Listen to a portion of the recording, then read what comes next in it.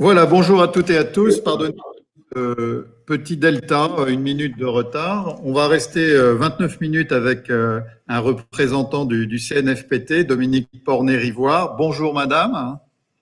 Bonjour monsieur. Dans une modeste demi-heure, nous aurons l'occasion de retrouver Luc Brunet pour une présentation du rapport annuel de l'Observatoire, toujours très attendu. Auparavant, le co-organisateur de cette rencontre que vous êtes, on s'interrogeait et on avait envie de l'entendre pour savoir comment il avait vécu cette année 2020 et à travers votre fonction de directrice de délégation, celle de la Lorraine, délégation CNFPT, c'est l'occasion de traverser votre traversée de la crise, justement, en tant qu'employeur, d'une part, en tant également que prestataire pour le compte des collectivités locales et enfin de formateur. Peut-être de façon un peu triviale, comment va le CNFPT, Madame la directrice? Alors, je vais répondre un peu comme tous les Français. Je vais vous dire, le CNFPT est fatigué. Fatigué parce qu'il a traversé une année dans laquelle il y a eu cette crise, mais dans laquelle le CNFPT souhaitait mettre un point d'honneur à poursuivre l'accompagnement des collectivités. Fatigué mais satisfait. Satisfait parce qu'en fait, dès le 16 mars, nous avons pu nous organiser, nous adapter et continuer à être présents à distance pour proposer une réponse formation aux 1,9 million d'agents territoriaux. On revient tous de très loin et avant de se projeter et de voir comment vous avez maléé ou avez été maléé par la crise, on se reporte à ce début d'année, plus d'autorisation de se rassembler, zéro mouvement quasiment autorisé. Ça devait être la dépression du côté du CNFPT. Comment vous avez encaissé cela? Alors, lorsqu'on a l'habitude de travailler dans une ruche avec presque 200 stagiaires en moyenne par jour, avec le fait de croiser des intervenants, d'échanger un petit mot en passant sur comment vont les collectivités, du jour au lendemain, trouver un bâtiment vide, le silence, il faut un certain temps d'acceptation de la situation. Et je ne vous le cache pas, ça a été complexe, difficile pour tous, comme pour tous les Français. Mais en fait, très rapidement, il a fallu trouver et se mettre en route et en ordre de marche.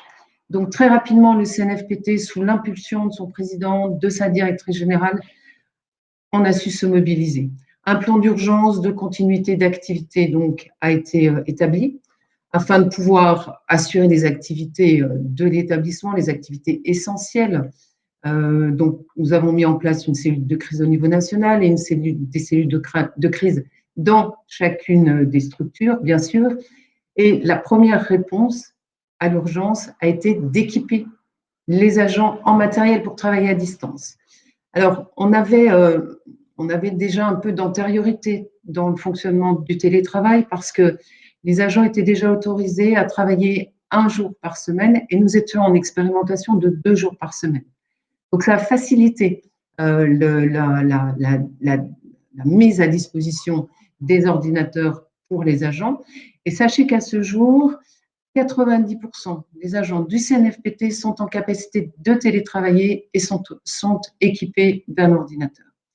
Donc, ensuite, une fois qu'on a eu tous ces éléments et ces outils, il a fallu informer les collectivités, les intervenants et les agents de l'annulation des sessions de formation. Et là, ça a été quelque chose qui a été difficile pour les agents parce qu'en fait, on réalise une construction dans la formation tout au long de l'année. Et là, il a fallu tout déconstruire et détricoter tout le travail qui avait été fait. Ensuite, il a fallu assurer la paye des agents, la surveillance des bâtiments, etc. En parallèle, la direction du CNFPT a été très bienveillante et accompagnante. On a eu l'ensemble des agents ont eu un espace dédié, Info Covid-19, qui a pu nous permettre d'avoir ce lien institutionnel et on ne s'est pas senti seul dans les structures. On a eu ce maillage territorial et les informations ont pu circuler au niveau de l'ensemble de l'établissement. En structure, la consigne qu'on avait en tant que directrice, j'y ai particulièrement veillé, c'était ne perdre aucun agent. On était tous répartis sur chacun dans nos habitats. Et donc, il ne fallait pas perdre d'agents. Et donc, la communication était essentielle entre nous.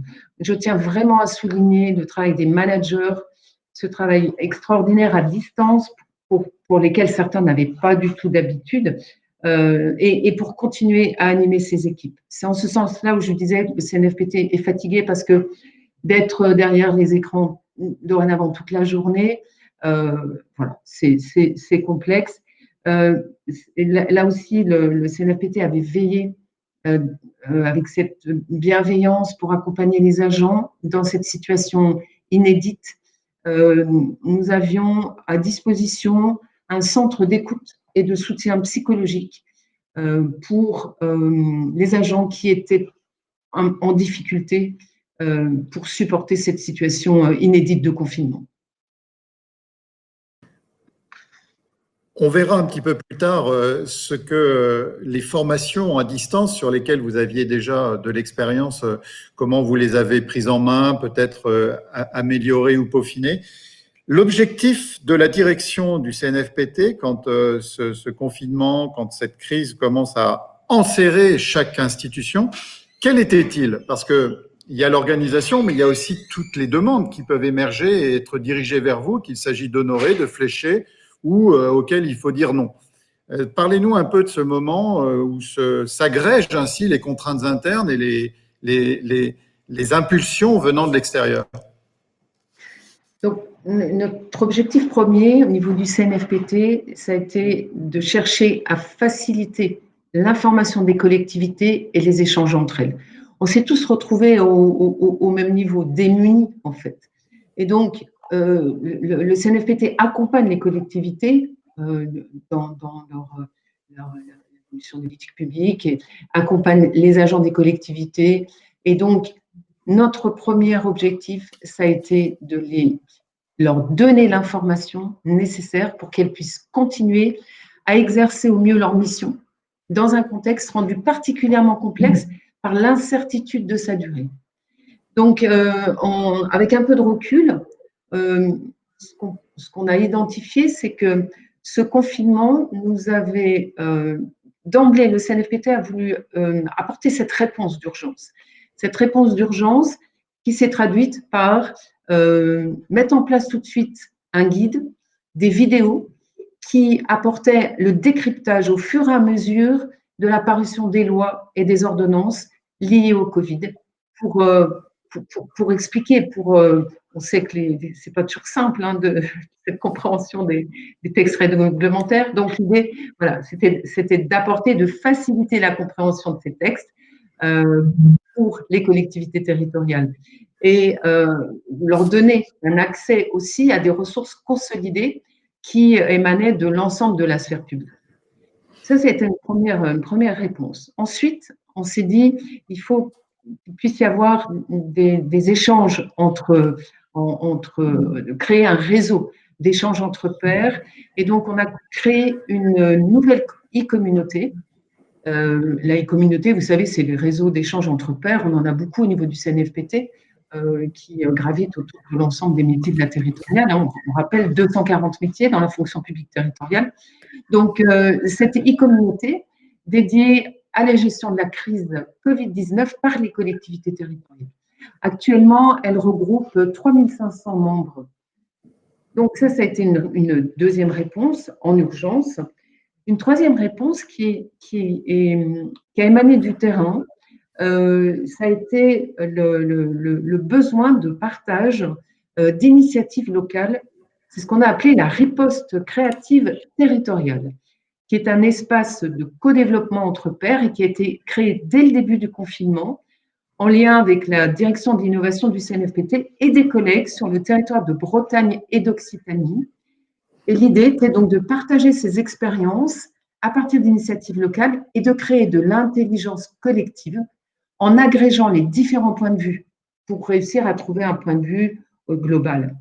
En fait, pour ceux qui connaissent les universités européennes de l'innovation territoriale, c'est un peu cette même approche, ce même état d'esprit, mais cette riposte créative, donc finalement, ce sont des universités européennes de l'innovation territoriale, mais à distance.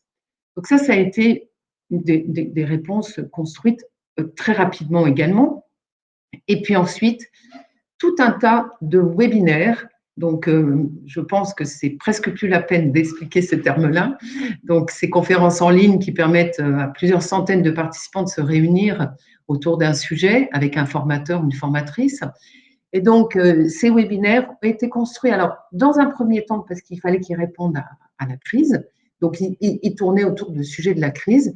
Mais ensuite, très rapidement, on s'est rendu compte que les collectivités sont sorties un peu de ce travail de mise en route et d'organisation par rapport à la crise.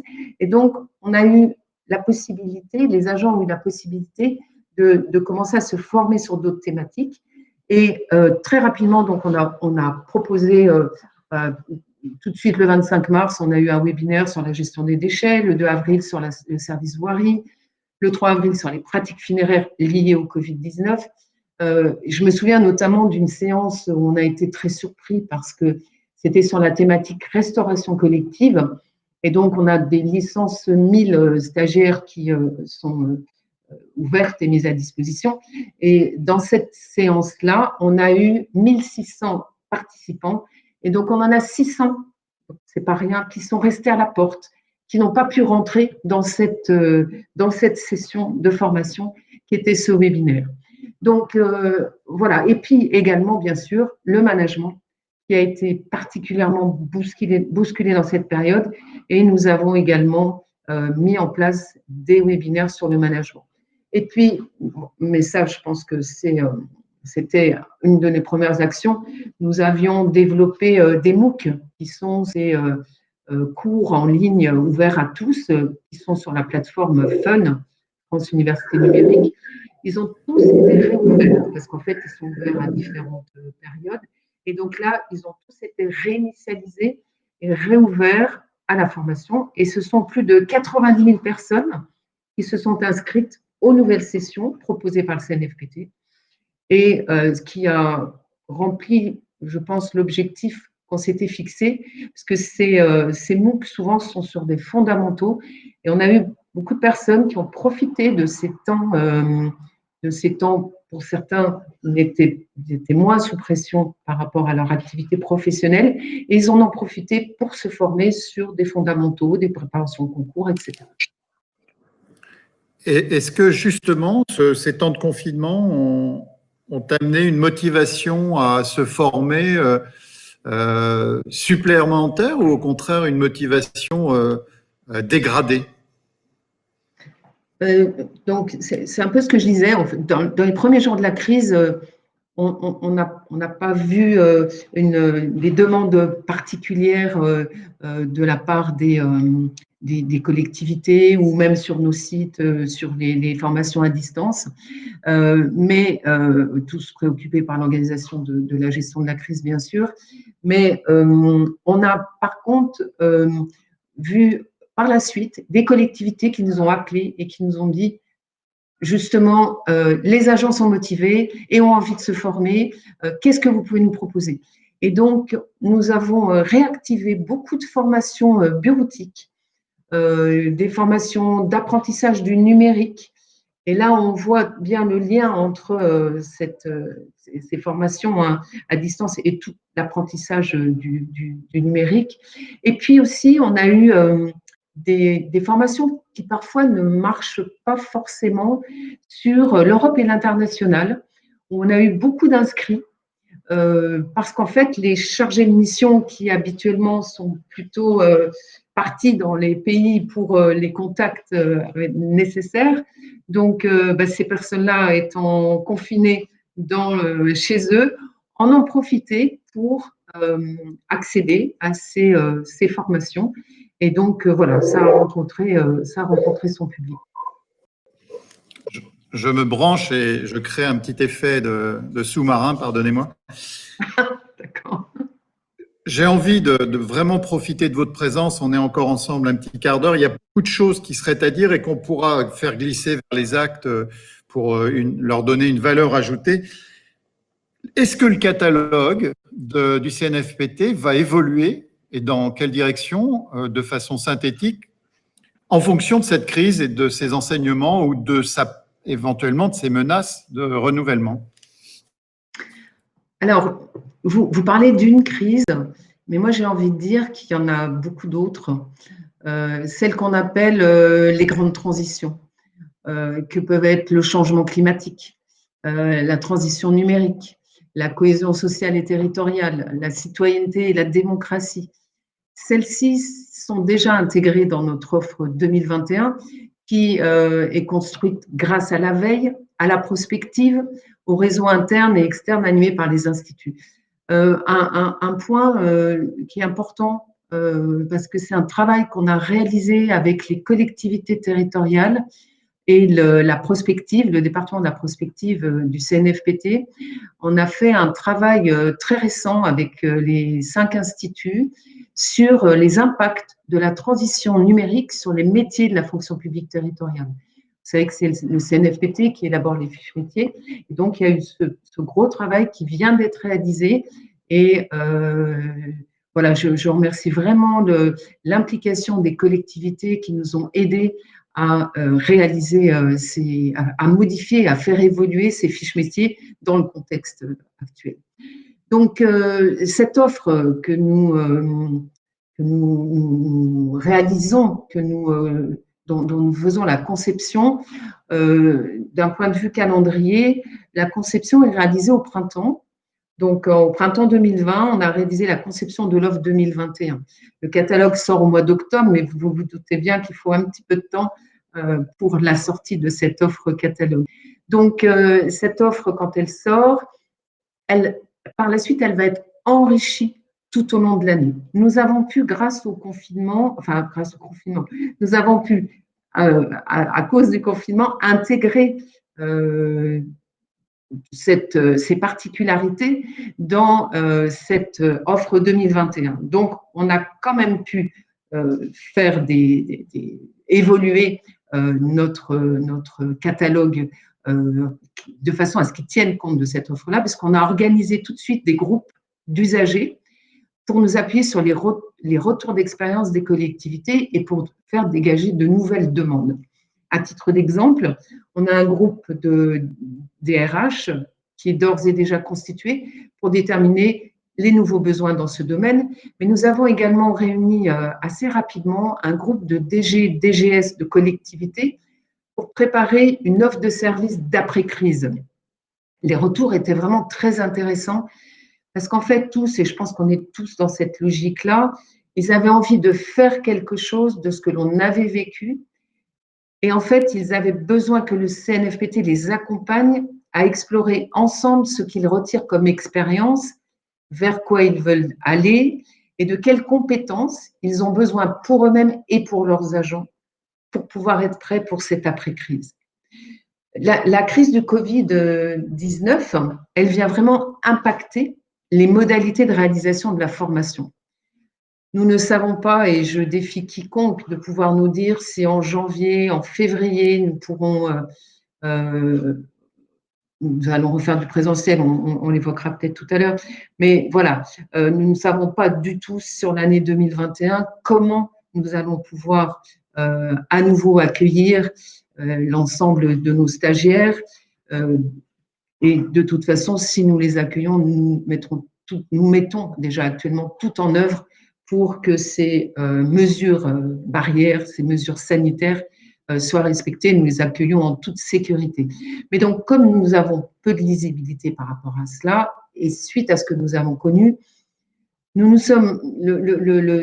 CNFPT a décidé que pour des sujets essentiels, nous allons développer une offre qui soit à la fois en présentiel ou mixte et une offre totalement délivrée à distance. Donc, pour une même thématique, pour un même stage de formation, Nous sommes en train de développer à la fois le présentiel ou le mixte, puisque le mixte existe depuis 2018, et une offre totalement délivrée à distance qui associe les ressources et un accompagnement renforcé des stagiaires.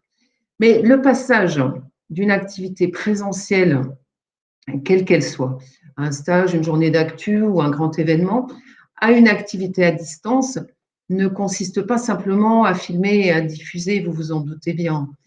Ce passage nécessite une réelle ingénierie de formation, une ingénierie pédagogique, une nouvelle conception de l'offre de formation, un travail avec les intervenants et les conseillers formation, un travail poussé et piloté par les instituts du CNFPT. Nous nous sommes fixés en fait l'objectif ambitieux pour 2021 de transformer 300 stages qui sont actuellement en présentiel ou en mixte, de les transformer en totalement à distance avec la qualité du distanciel attendu par les collectivités et par les agents. Ils pourront être accessibles quelles que soient les circonstances extérieures et la capacité des stagiaires à se déplacer. Nous avons déjà une première vague de 40 stages qui sont proposés actuellement aux collectivités et qui ont été élaborés selon ces principes de conception rigoureux pour assurer cette qualité attendue.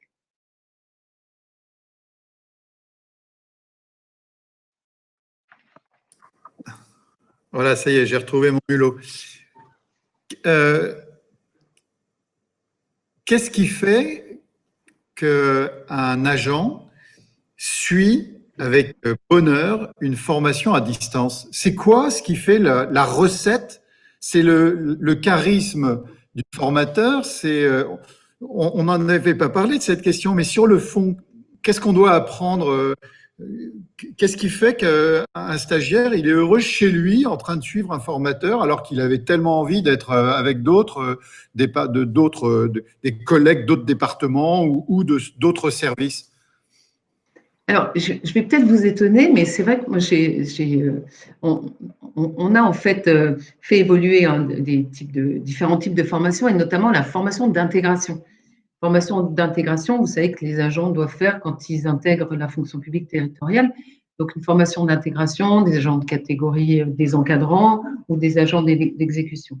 Et donc, les intervenants, et là je remercie les intervenants parce qu'ils font un travail remarquable d'accompagnement et un travail, là-dessus on en parlera peut-être tout à l'heure, mais il est nécessaire qu'ils se soient appropriés les outils, etc. Mais donc ce travail-là, cette animation de ces séquences qui sont un peu des classes virtuelles avec les agents, je pense que l'animateur a énormément d'importance dans ce travail-là.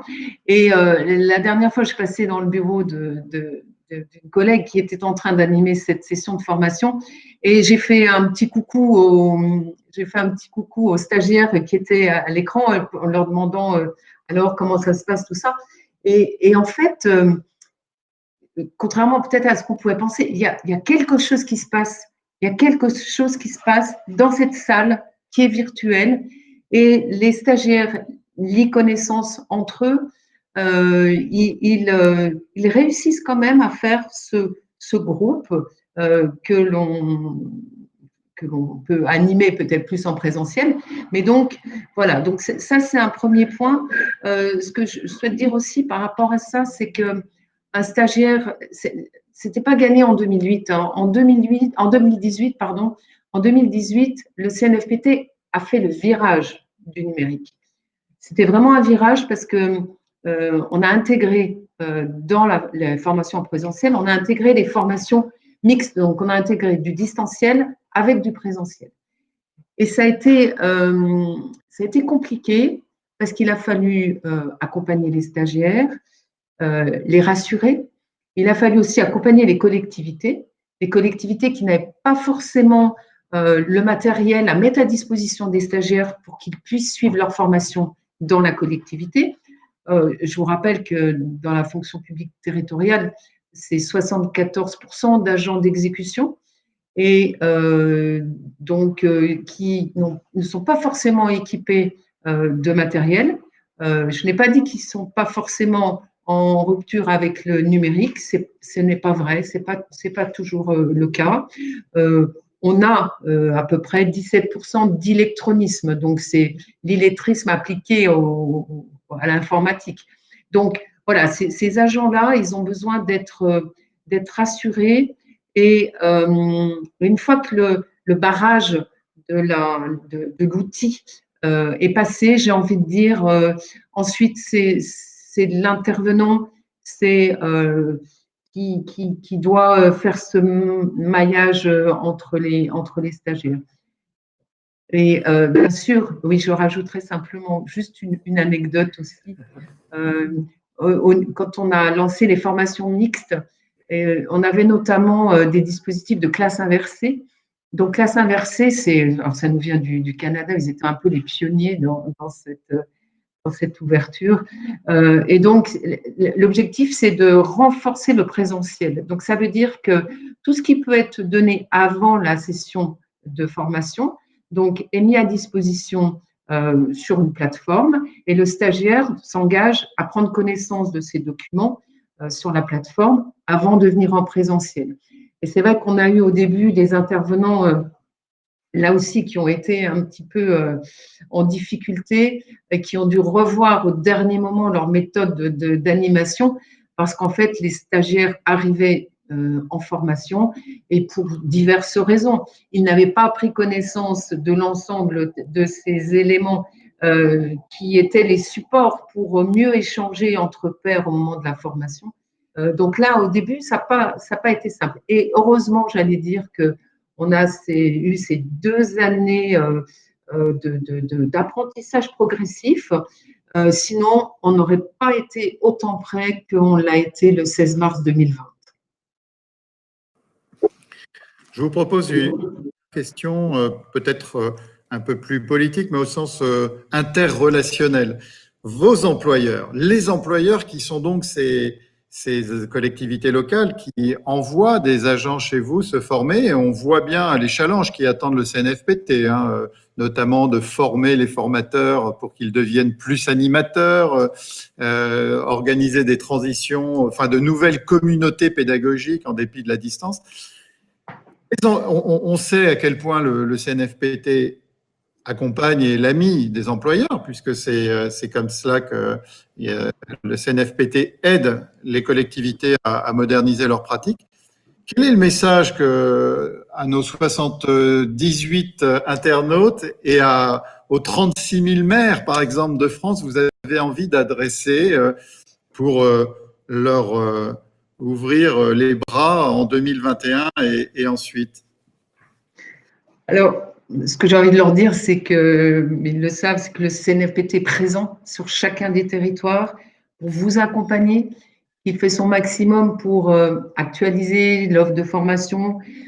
Alors, on a parlé du catalogue, c'est vrai, mais je n'ai pas parlé parce qu'on a cette offre de service global, l'offre catalogue qui représente à peu près 50% de notre activité, et l'offre en intra et en union, qui sont des actions de formation qui sont demandées par les collectivités territoriales pour une collectivité au sein de sa collectivité ou qui regroupe un ensemble de collectivités.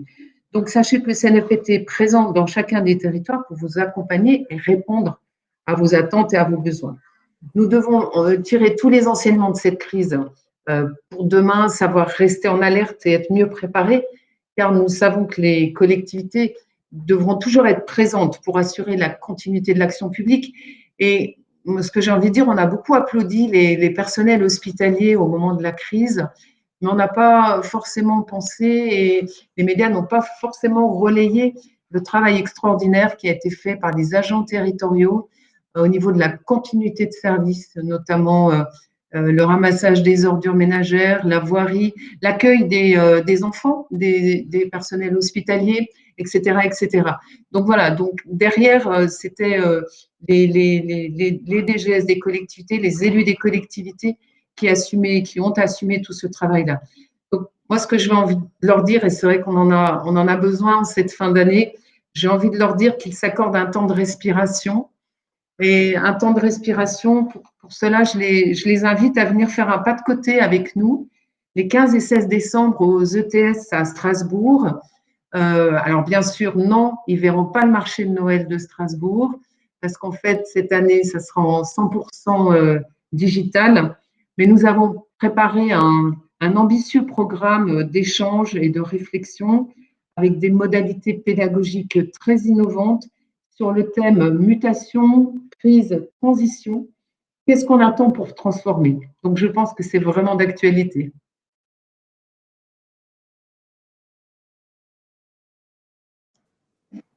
Merci. Ce qui est d'actualité également, c'est votre migration vers l'INSET de Nancy. Je crois que dans quelques jours, vous prenez la tête d'un de ces INSET de France, de Nancy. Donc, bonne prise de poste, Madame Pornet-Rivoire. Merci de ce 360 degrés sur le virage ou les conversions du CNFPT à l'invitation de la crise, même si cette crise accélère des mutations. On vous salue